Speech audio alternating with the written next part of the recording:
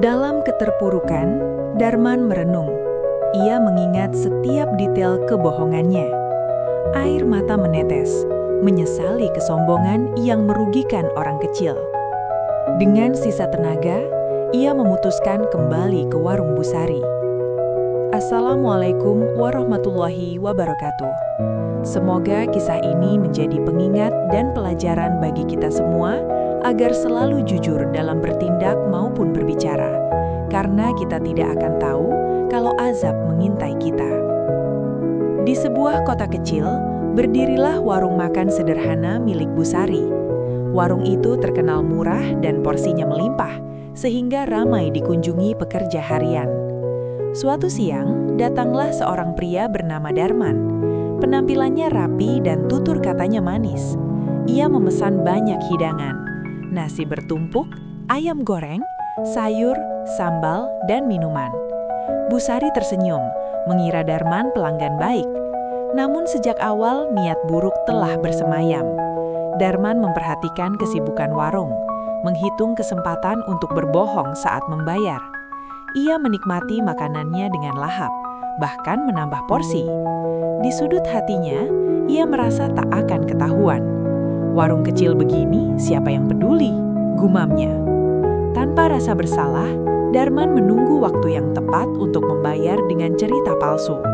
Ia tak tahu, setiap suap yang ia telan menjadi saksi atas niat curangnya. Setelah kenyang, Darman memanggil Busari.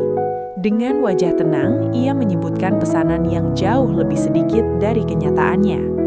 Busari sempat ragu, namun keramaian membuatnya tak sempat mengingat detail. Darman membayar dengan uang pas sesuai kebohongannya, lalu pergi tergesa.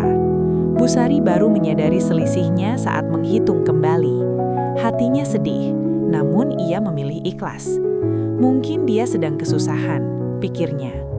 Sementara itu, Darman merasa menang. Ia tertawa kecil di jalan, menganggap remeh perbuatannya. Malam itu ia tidur nyenyak tanpa penyesalan. Namun keesokan harinya, tubuhnya mulai terasa aneh. Perutnya melilit, kepala pusing. Ia mengira hanya masuk angin. Darman tetap berangkat kerja, menolak tanda-tanda yang mulai muncul. Ia tak menyadari, kebohongan kecilnya telah membuka pintu azab yang perlahan mendekat. Rasa sakit Darman kian menjadi. Di kantor, ia berkeringat dingin dan sulit berdiri. Rekannya menyarankan pulang, namun Darman keras kepala. Saat makan siang, nafsu makannya hilang. Setiap aroma makanan membuatnya mual. Malamnya, ia bermimpi berada di warung Busari. Makanan di mejanya berubah hitam dan berbau busuk. Suara lirih berbisik, "Ini hak yang kau curi." Darman terbangun dengan jantung berdebar.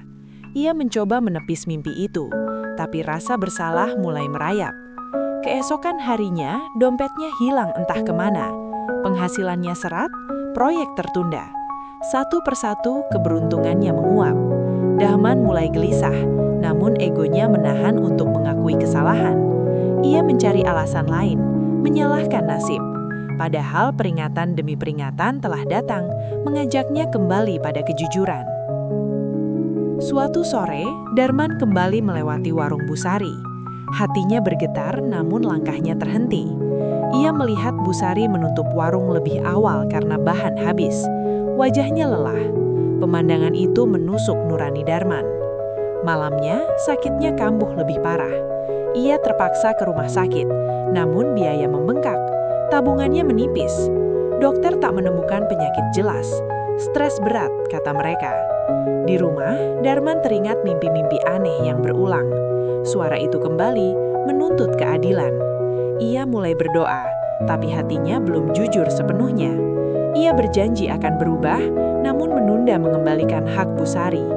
Azab seakan menunggu keikhlasan yang nyata, bukan sekadar kata. Hingga suatu malam, Darman terjatuh di kamar mandi dan terluka, membuatnya tak bisa bekerja beberapa hari. Dalam kondisi tubuh yang lemah dan batin yang hancur, Darman akhirnya benar-benar merenung. Ia teringat wajah Busari yang lelah namun tetap tersenyum saat melayani pembeli. Ingatan itu menampar hatinya. Ia sadar, Kebohongannya bukan hanya soal uang, tetapi telah mengambil hak orang yang mencari nafkah dengan jujur. Dengan langkah tertatih, Darman mendatangi warung Busari di pagi hari sebelum pembeli ramai. Suaranya bergetar saat mengakui semua perbuatannya. Ia menyebutkan dengan jujur makanan yang ia ambil, kebohongan yang ia ucapkan, serta rasa bersalah yang selama ini menghantuinya. Darman menyerahkan uang lebih sebagai pengganti dan tambahan sedekah. Busari terdiam lama, matanya berkaca-kaca. Ia lalu menghela napas dan memaafkan dengan ikhlas, tanpa cacian sedikit pun. "Semoga ini jadi pelajaran dan berkah," ucapnya lembut. Saat itu dada Darman terasa lapang. Anehnya, sakit perut yang selama ini mendera mulai mereda. Namun, ujian belum selesai. Beberapa hari kemudian, ia ditawari pekerjaan cepat dengan cara menipu pelanggan. Darman terdiam. Bayangan azab kembali muncul. Kali ini ia memilih menolak, meski berarti kehilangan uang. Ia sadar, tobat harus dibuktikan dengan tindakan nyata, bukan hanya kata-kata. Keputusan Darman untuk menolak pekerjaan curang membuat hidupnya terasa berat di awal. Penghasilan minim, kebutuhan menumpuk, dan ejekan dari orang sekitar tak terhindarkan. Namun di balik itu, hatinya terasa jauh lebih tenang. Ia mulai merasakan perbedaan antara rizki yang dicari dengan kebohongan dan rizki yang didapat dengan kejujuran.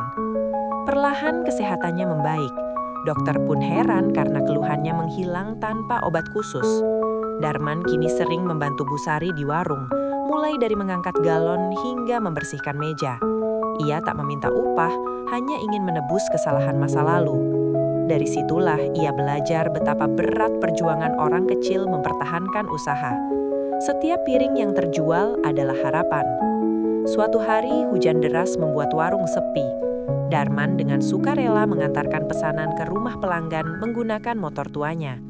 Busari mendoakan Darman dengan tulus. Tak lama kemudian, Darman mendapat pekerjaan baru yang sederhana namun halal. Gajinya tidak besar, tetapi cukup dan berkah. Ia mulai percaya, kejujuran memang tak selalu cepat menghasilkan, namun selalu membawa ketenangan. Azab yang dulu ia anggap musibah, kini ia pahami sebagai peringatan penuh kasih agar ia kembali ke jalan yang benar. Perubahan Darman perlahan terlihat oleh orang-orang di sekitarnya. Ia menjadi lebih rendah hati dan berhati-hati dalam bersikap. Setiap ada kesempatan, ia membagikan kisah hidupnya kepada teman dan tetangga. Bukan untuk mencari simpati, melainkan sebagai peringatan agar tak mengulangi kesalahannya. Ada yang mencibir, ada pula yang terdiam merenung. Darman tak mempermasalahkan reaksi mereka. Ia tahu betul bagaimana rasanya hidup dalam bayang-bayang azab. Suatu hari ia melihat seseorang mencoba berbohong saat membayar di warung lain. Dengan cara baik dan tidak menghakimi, Darman menegurnya. Ia menceritakan sedikit pengalamannya. Orang itu pun akhirnya mengakui kesalahan dan membayar dengan benar. Hati Darman terasa hangat. Ia bersyukur dapat mencegah satu keburukan. Kini hidupnya sederhana namun bermakna. Ia menjaga lisannya, kejujurannya, dan niatnya. Mimpi-mimpi buruk telah sirna, digantikan tidur yang nyenyak. Darman memahami bahwa azab tidak selalu berupa bencana besar, tetapi bisa hadir sebagai kegelisahan, sakit, dan hilangnya keberkahan. Dan jika manusia mau sadar, azab itu bisa berubah menjadi jalan hijrah. Ia berdoa agar hatinya dijaga agar tak kembali tergelincir. Kisah Darman akhirnya menyebar di lingkungan sekitar sebagai pelajaran berharga. Banyak orang mulai lebih berhati-hati saat bertransaksi, menyadari bahwa sekecil apapun kebohongan tetap memiliki konsekuensi. Warung Busari semakin ramai dan usahanya berkembang. Darman sering membantu saat senggang, merasa warung itu menjadi saksi perubahan hidupnya. Ia kini paham bahwa kejujuran bukan sekedar kewajiban moral, melainkan sumber keberkahan. Darman menutup masa lalunya dengan amal-amal kecil yang konsisten, seperti membantu tetangga dan bersedekah meski sedikit. Ia tak ingin kembali diuji dengan cara yang sama. Dari pengalaman pahitnya, Darman belajar bahwa mengambil hak orang lain sekecil apapun adalah benih azab. Namun tobat yang